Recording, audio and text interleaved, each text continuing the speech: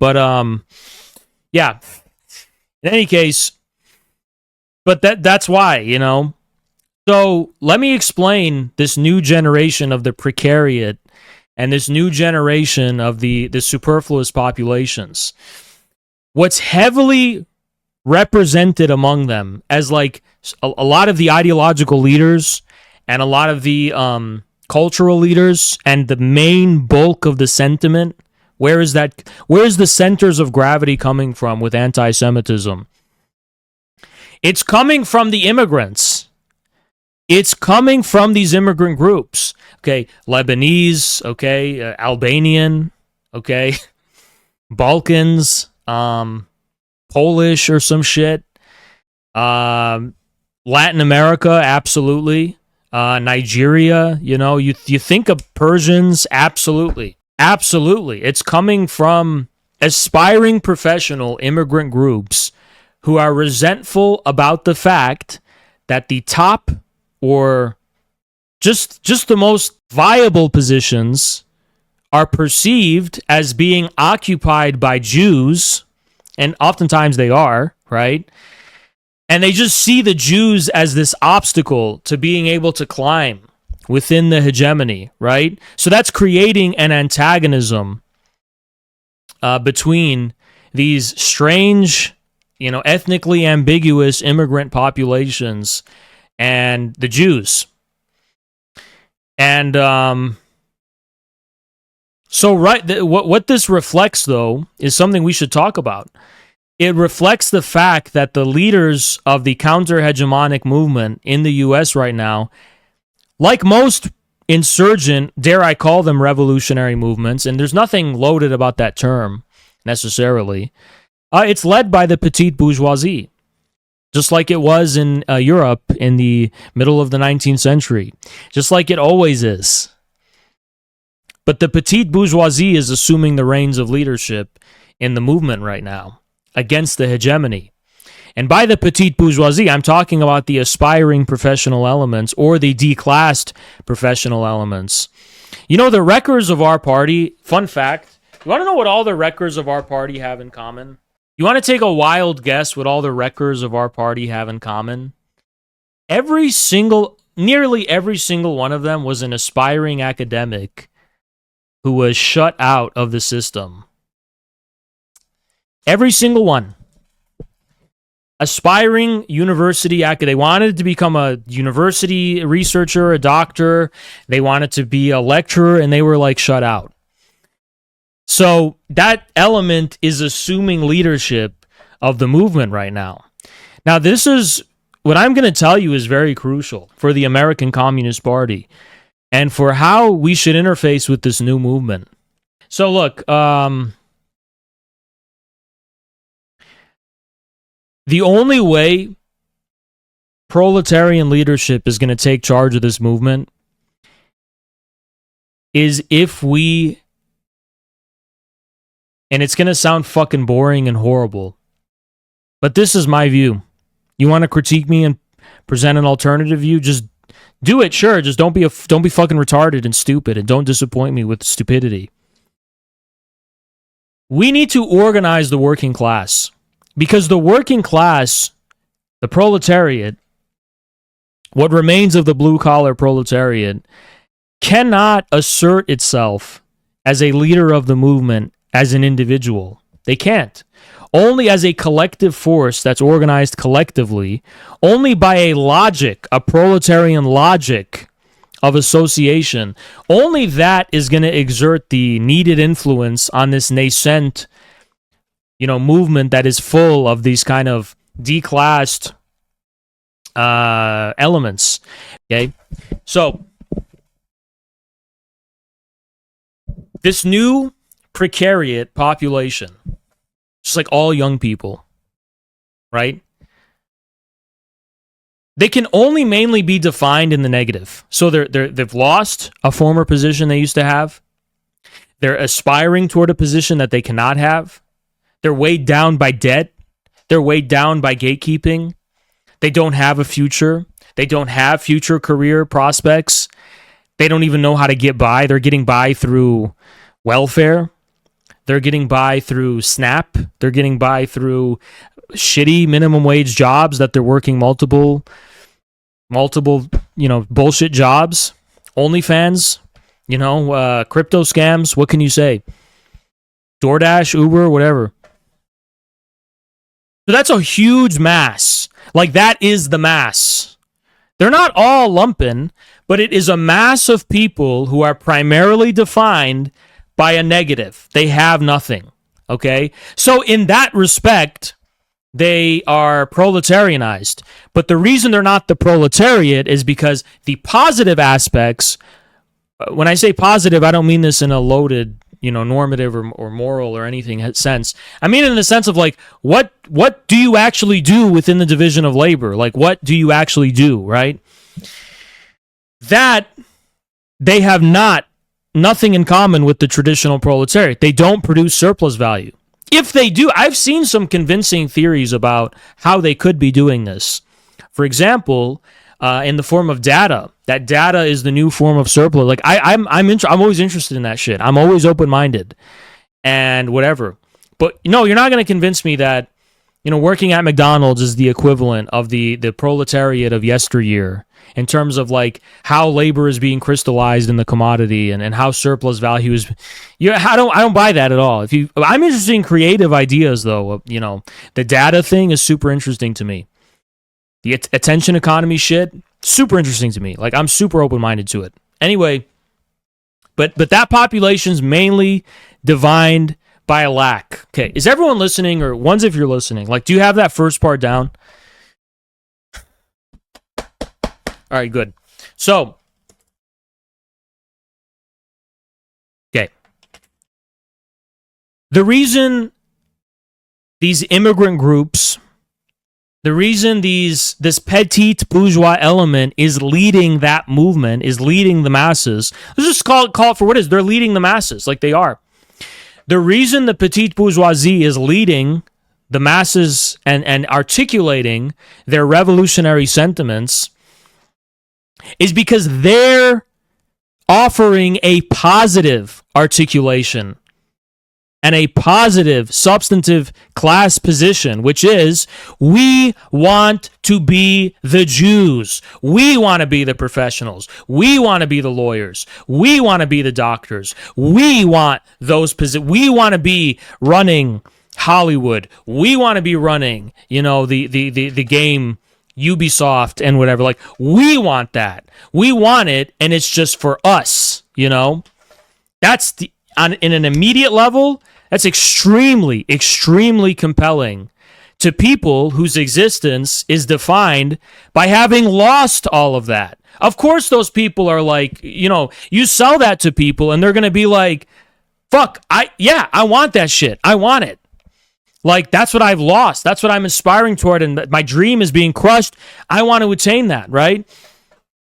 So we need to distinguish the masses. The masses are by and large not the blue-collar workers. By and large, and they've never been in history, by and large, the masses are people who are defined by a loss, okay? And the petite bourgeoisie is assuming leadership over their movement and is assuming leadership over articulating their feelings and their sentiments, because they're the ones providing a positive class leadership in the form of the petite bourgeoisie. Like, they are providing some kind of like, this is what we should aim toward. They are articulating their class position in a positive way. The only ones. Okay? And it's true also for leftists. Leftists, they may be dark woke and shit now, but it's still the same position of DEI. It's still the same position of, we want more inclusivity. We want it to be more, ethical. We want more ethical BlackRock bankers. We want more, woke, whatever. Yes, we want to become the managers and CEOs of Starbucks, but we want it unionized. Like, whatever. Like, that's the same shit. We want to be philanthropic and humanitarian, yada, yada, yada. It's still the same class position, though, okay? So that's a petite bourgeois articulation, the leftist one. You know what the leftist version of it is versus the Groypers? It's like it's professional activism and charity. It's like, I want to be part of an NGO that feeds hungry people. I want to have a professional career that's defined by compassion, which is like the most lucrative one you could fucking imagine. It looks so good on your fucking resume, right? And I'm not here to talk shit about Calla Walsh. I know she sacrificed a lot. She has. And I do respect that to an extent. Just the bravery, honestly, the ability to be principled and brave is something I can respect. But Calla Walsh is disposed of a petite bourgeois consciousness and sentiment, because she's like an activist NGO activist, gone wrong, gone extreme for sure. But it's still rooted in that kind of I want to make my college resume look so good and so moral and so ethical. I'm going to fucking outdo you by blowing up a hospital. I'm just kidding. But you know what I'm saying? That's literally a joke. But it's just taken to such an extreme that it no longer is logically compatible with its material purpose, which is to get a career and whatever.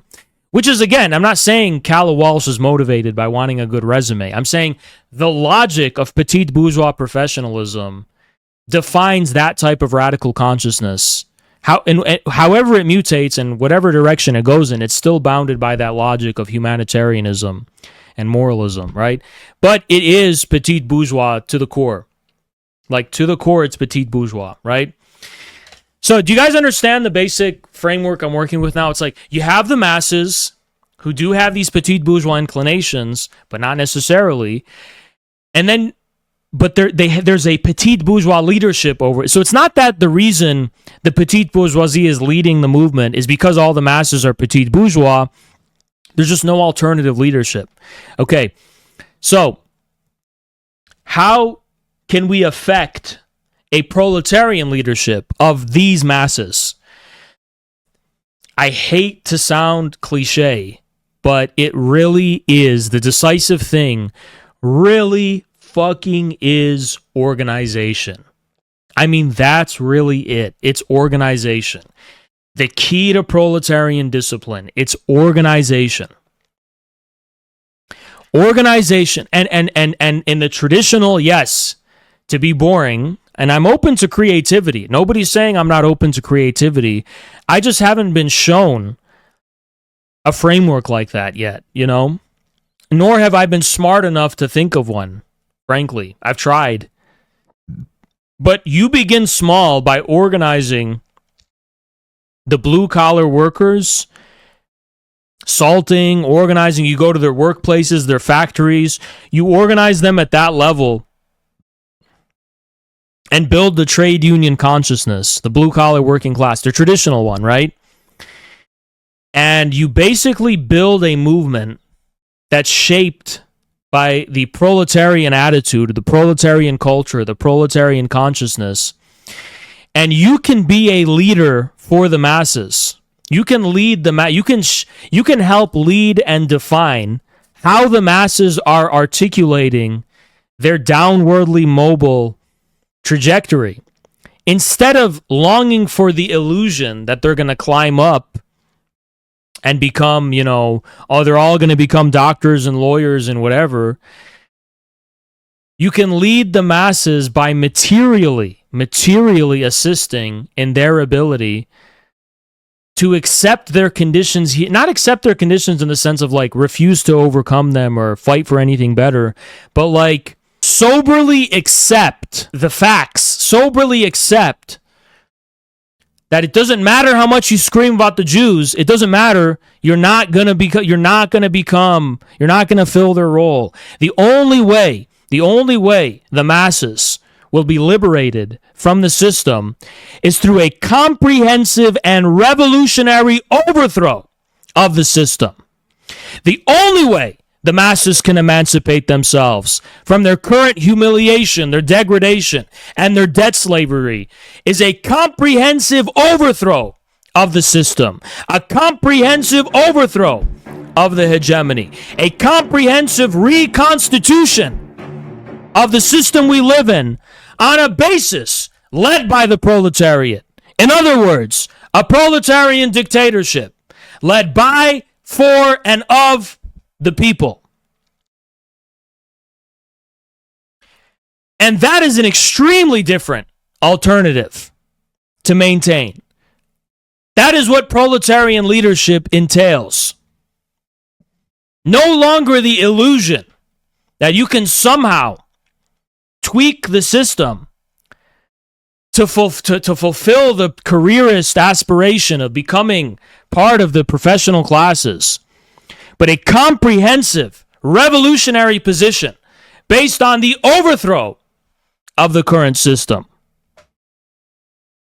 And step one is organization. Step one is the organization of a new discipline, a new army, a new chain of command, a new structure of social existence, a new discipline, a new type of consciousness. This is exactly what the Black Panthers were trying to do. That's exactly what they were doing. The same, because it's literally the same. Because the Black Panthers, the black population of yesteryear is the white population of today. The black population in the 70s was exactly defined by being declassed and lumpenized. And the Black Panthers provided proletarian leadership through militancy and through collective discipline. You know what they lacked, though? They lacked a mediating element in the factory proletariat. That's what they lacked. And there was a sizable black population that were in the factories, they didn't have that, though. They didn't have any pull with organized labor at all. They didn't have any pull with any new type of, unless I'm speaking from ignorance and I'm wrong, correct me if I'm wrong. At least they're not remembered for that at the very least. So that's one of the big things that was missing, okay? But in any case, okay, what do we make of the peace and freedom part?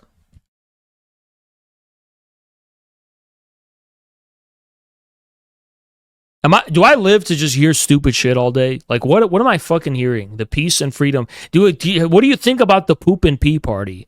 What do you think about the shit butt party? What do you think about the asshole retard party? What do you think about the fucking stupid bullshit nonsense party? Like, and what does that even mean? We need to stop doing as Americans. Grant, what's up, bro? We need to stop being like, look at this new party. It's called the Freedom and Sunshine Party, and this is a cool. It's like, look, having a good idea doesn't fucking mean anything. Ideas don't unify masses. Ideas don't unify collectives. Ideas don't unify movements, and they don't unify parties. So let's just stop thinking in terms of, I like what this guy's saying, so therefore he's about some real ass shit. I'll tell you something. Haz al-Din, a lot of people don't fuck with what I say. But you want to know why I'm a powerful figure, which I am. I'll say, based on relative to, like, my following, I'm a pretty powerful figure. Want to know fucking why? Because I understand how collectives work. Because I understand the actual basis of actually building an army. Like, that's what I really fucking understand, right? So you can be a good speaker who says shit that people like. It doesn't mean they're going to follow you. It doesn't mean you're going to actually have influence. It doesn't mean you're going to affect anything, right? Anyway, look. What I'm trying to say here, when all is said and done, if you will, is that the ACP, American Communist Party, we need to articulate our labor strategy in two prongs, okay? Because it's about the organization of labor, but that has to translate tangibly into some kind of, yes, leadership, yes, cultural leadership over the masses, most of whom are not blue-collar workers. So this is the class struggle is not between the blue-collar workers and the masses. The class struggle is between proletarian leadership versus what? Versus petite bourgeois leadership. Petite bourgeois leadership is based on individualism. It's based on illusions and scams. Proletarian leadership is based on, this is a movement.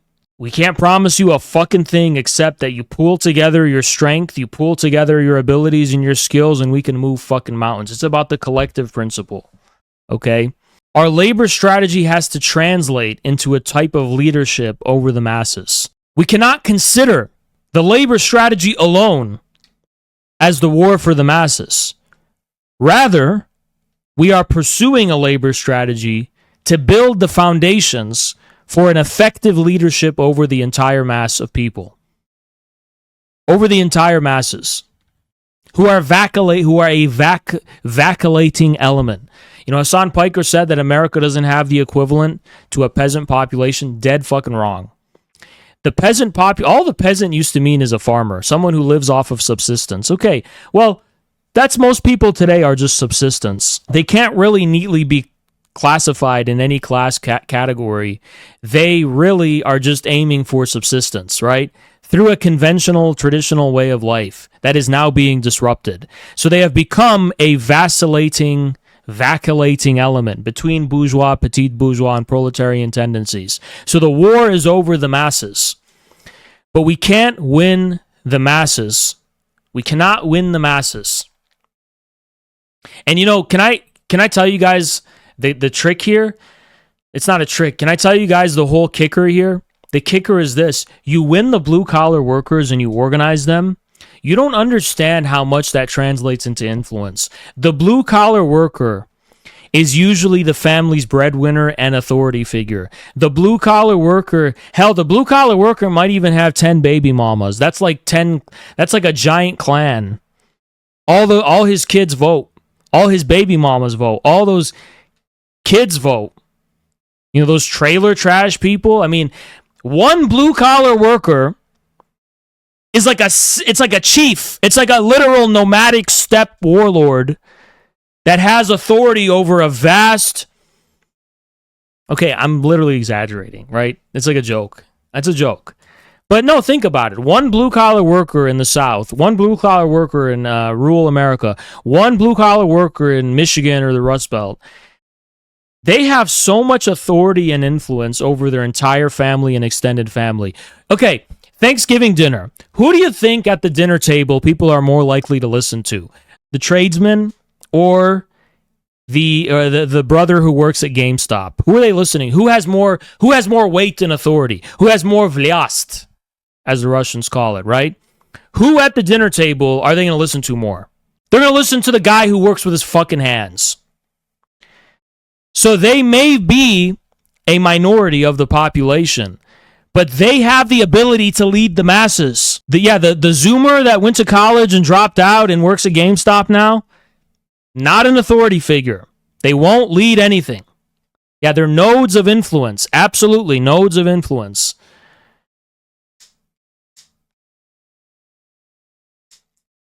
And again, and that's a word I love, there's a systemic redundancy there, okay?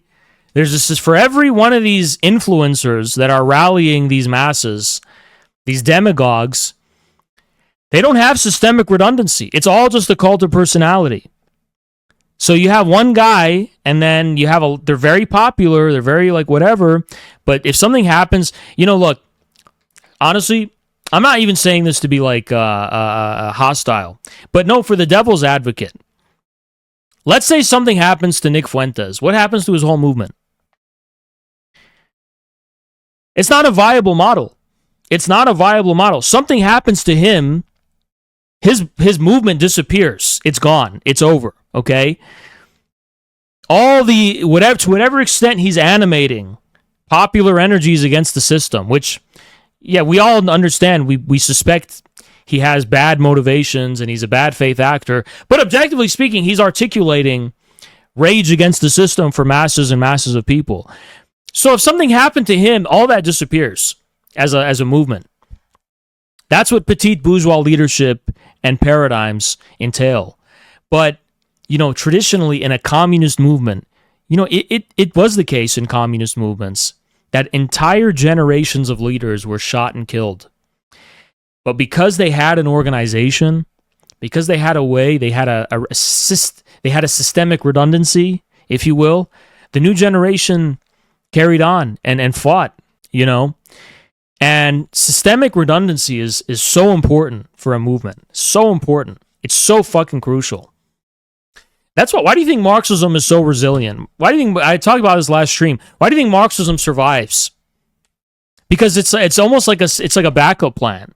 Like, you can be anywhere at any time in any circumstance, and this remainder is here, Marxism. It's like this whole tool, this whole guidebook. You can just build from scratch, you know?